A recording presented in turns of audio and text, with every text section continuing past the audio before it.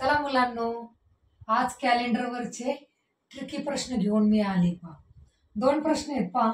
आपण प्रश्न वाचूया अगोदर, म्हणजे तुमच्या लक्षात येईल ह्या 2 उदाहरणामध्ये काय फरक आहे. दोन्ही उदाहरणं वाचल्यानंतर असं वाटतं की दोन्ही सारखेच आहे, याचं एकच उत्तर येईल, पण नाही. बघा, आज सोमवार आहे, तर उद्यापासून 66वा दिवस कोणता असेल? आणि दुसरा प्रश्न काय आहे? आज सोमवार आहे, तर उद्या नंतर 66वा दिवस कोणता?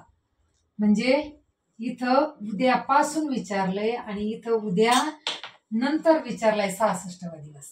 आता कालच्या तासाला मी तुम्हाला सांगितलं होतं, असं जर गणित आलं तर काय करायचंय? आठवड्यात किती वार येतं? आठवड्यातील वार किती येतं? 7. हे आपल्याला माहिती आहे पहा. आठवड्यातले वार किती येतं? 7. मग या 7ने काय करायचं? या दिवसाला भागायचं 66. 66 भागिले 7. 7चा भाग द्या पहा. 7 9 63. 6तून 3 गेले 3, 6तून 6 गेले 0. म्हणजे बाकी किती उरली? 3 उरली पहा. मग जी बाकी उरती तेवढे वार ह्या प्रश्नात दिलेल्या वाराच्या पुढे जायचे. म्हणजे सोमवारच्या पुढे तुम्ही किती दिवस जाणार? सोमवार नंतर मंगळवार, बुधवार आणि गुरुवार. म्हणजे आपल्या ह्या प्रश्नाचं उत्तर काय आलं? गुरुवार.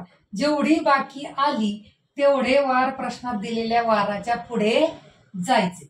आता हा प्रश्न बघा, हाही तसाच वाटतोय तुम्हाला, पण याच्यात गोम इथं आहे पहा, नंतर विचारलंय पहा.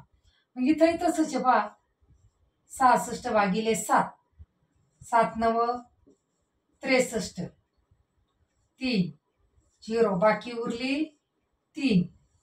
3 दिवस पुढं गेल्यानंतर आणखी 1 दिवस पुढे जायचे पहा. नंतर विचारले. नंतर 3 दिवसानंतर कोणता वार येतो? गुरुवार. पण नंतर विचारल्यामुळं आणखी 1 वार त्याच्यात ऍड करायचा आहे. म्हणजे आपलं उत्तर काय येणार आहे? शुक्रवार. उत्तर काय येणार आहे आपलं? शुक्रवार.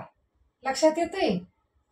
पासून जर विचारलं तर जेवढी बाकी आली तेवढे वार पुढे जायचे, आणि जर नंतर विचारलं तर जेवढी बाकी उरली त्यापेक्षा 1 दिवस जास्त जायचे पुढे.